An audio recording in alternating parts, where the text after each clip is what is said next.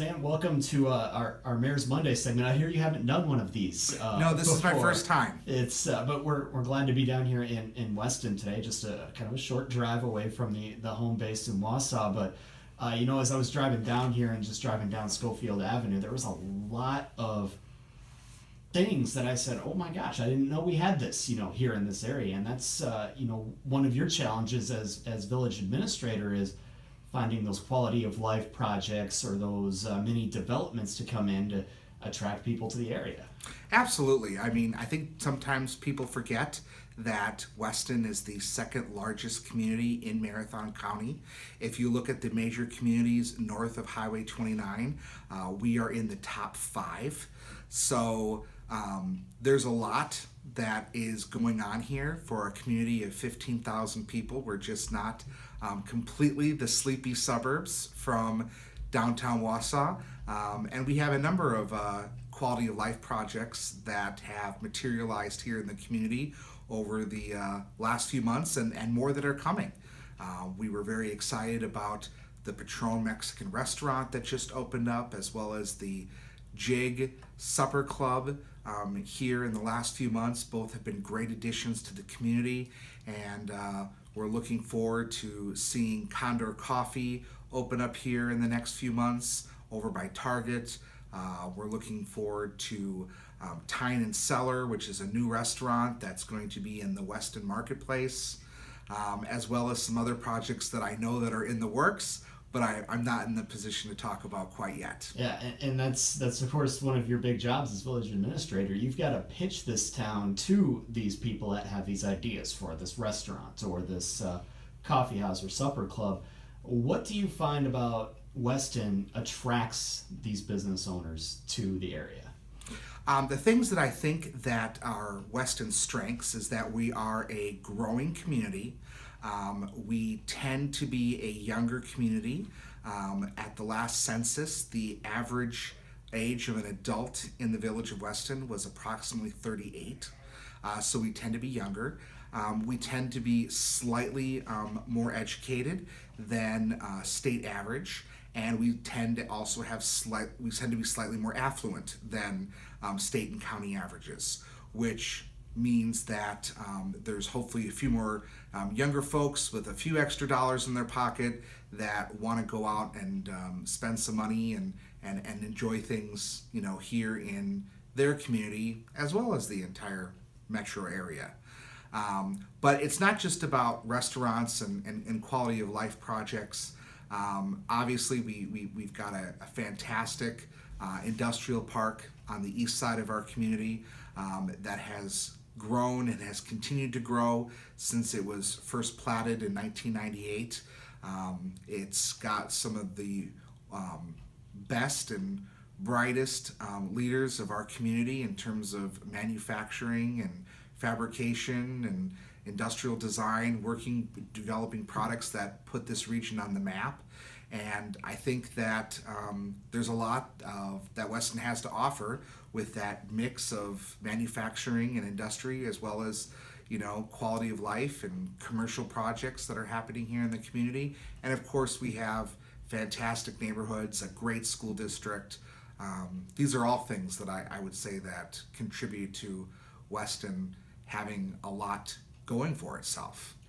As a matter of fact, I actually have, over the last few weeks, I read 3 different county studies from 3 different authors, all talking about growth projections in Marathon County. And all of those studies, independently written, independently sourced, predicted that the majority, 50% and above, of all the growth in Marathon County over the next 20 years would be in the village of Weston. And that's really exciting because it means that there could be some really cool new opportunities that we are able to introduce to not only our residents and neighbors, as well as our friends throughout the metro region, but it also creates some enormous challenges because we have to make sure that whatever happens and how the village grows, it happens in a planned and methodical manner that preserves the values and kind of the community culture that we have here right now that has made this place popular for so many people. Yeah, and one of those growth opportunities you've already have in the pipeline is a new planned mixed-use development that you're talking about could be one of the largest in the region. You've announced the plan, you've got the website up for it, so just tell us a little more about that and what stage this is in. Yeah, the plan is the plan is called the Camp Phillips Center Project. It is located on the intersection of State Highway 29 and County Road X, not far away from the Ascension St. Clair's Hospital campus here in Weston. We do have a website and social media and other things that have information up about it online. I encourage folks to jump on the web and read about it.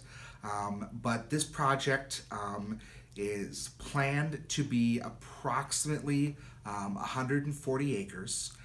It is anticipated that this will generate over $100 million of new tax base for the village.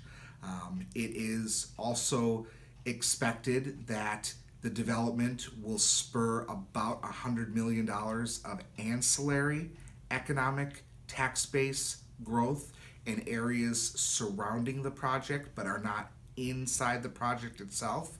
And it will have a combination of retail and offices and residential components.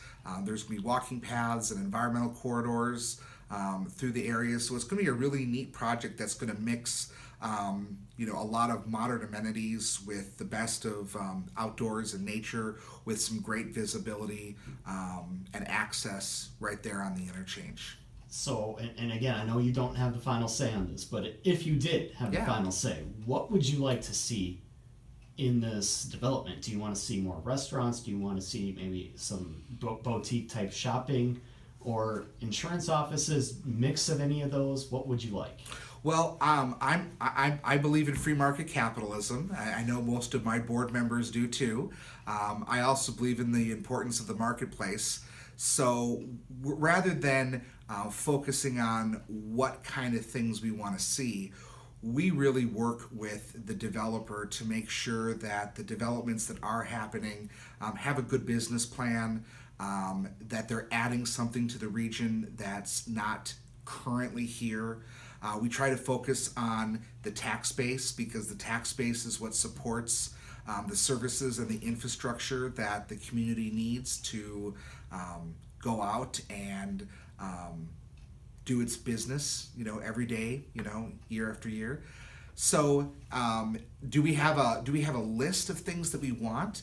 We did a few years ago put together a retail match list where we identified some retailers that we thought would add something to the community, but were not currently represented in the other 6 communities here in the Wausau metro area.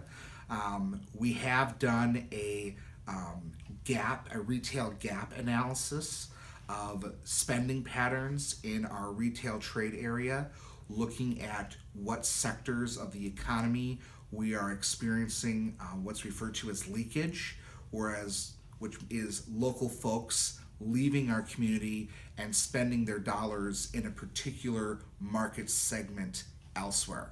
And when that happens, that means that they're supporting business and tax base in a different community. It means that Marathon County isn't benefiting from the sales taxes, from consumption that's happening here in our community. And so that's lost revenue, that's lost income from our own citizens, our neighbors, our residents, because they feel the need to go elsewhere to find a shopping experience, a service provider, in order to do what they need to do for what's in the best interest of their lives or their enjoyment or their quality of life.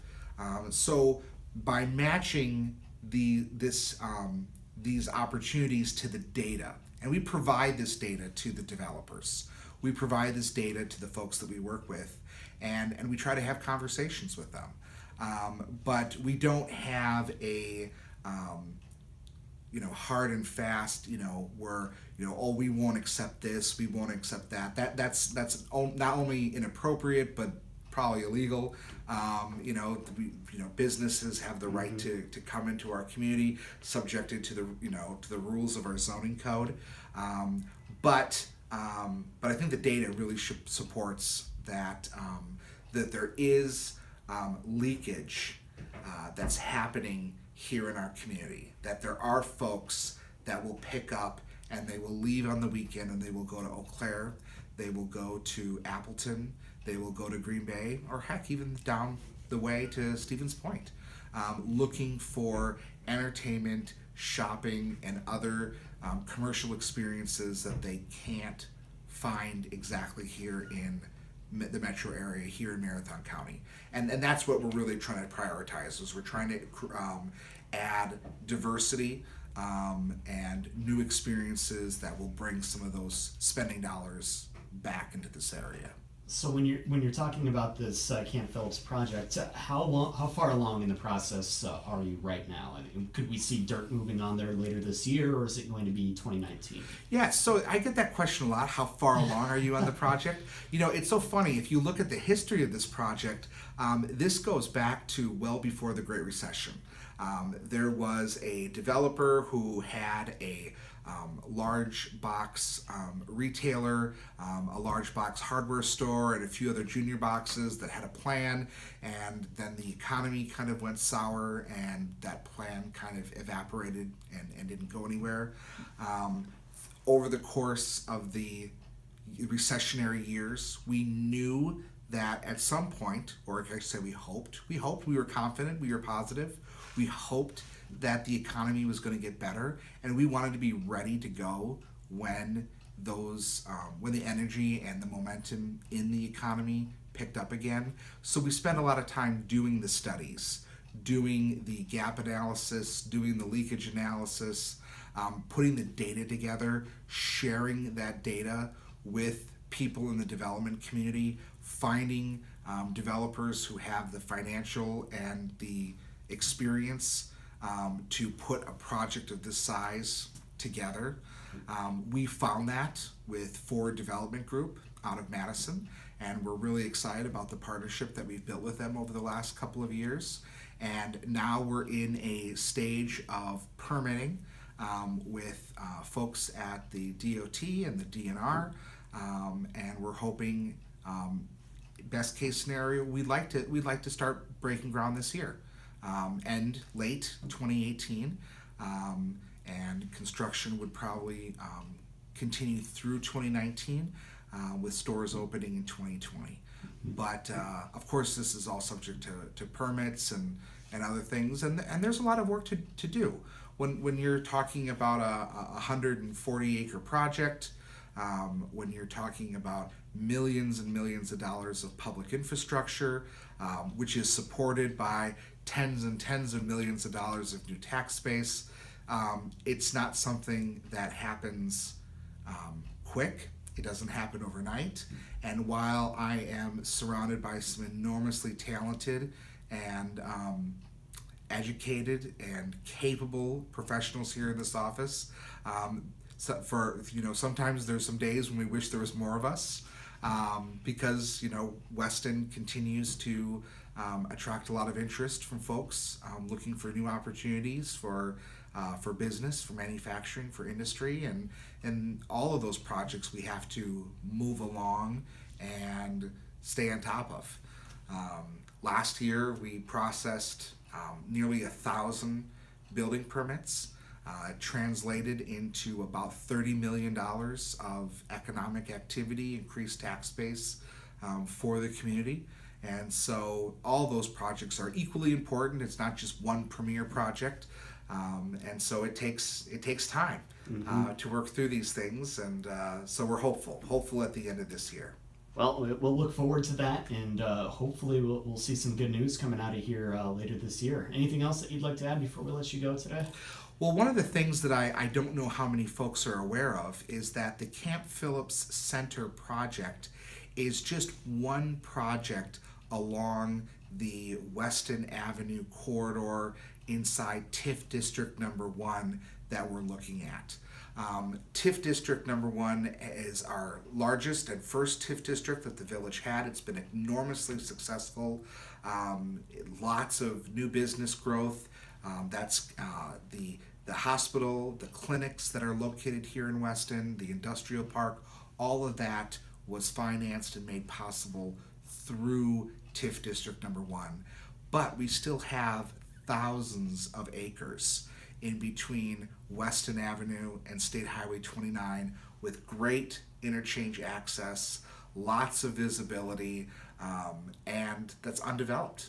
And so we're working on several projects right now to lay the foundations for some future growth in that corridor. Looking at some expansion of some water and sewer, redoing the streets, studying the impacts of wetlands and drainage that would need to be managed in those areas. We've got a couple really neat ideas that we're working through. One that I'm pretty excited about is we're having some conversations about creating a kind of a sports tourism zone. This zone would be a combination of privately owned businesses that are focused on recreation and athletics and sports, and they would be complemented with publicly owned and operated fields and trails, both active and passive sporting opportunities, kind of located on the east side of the Weston Avenue corridor, closer to the County Road J interchange.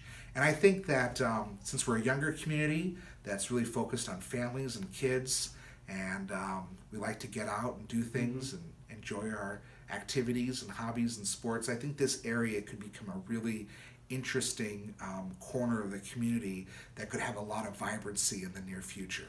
And we all know that youth sports facilities tend to lend themselves to tournaments, overnight stays in a hotel, and bring in a lot of people, a lot of athletes, and then at least 2 or 3 other people with those athletes into the community. Yeah, that's something that I think people don't give enough credit to, is the fact that parks and recreation, youth sports, things like that, this can be a facet of your economic development strategy. They can be a facet of your economic culture. We have hundreds and hundreds of families that leave Metro Wausau every weekend, traveling, doing sports, participating in activities in other communities.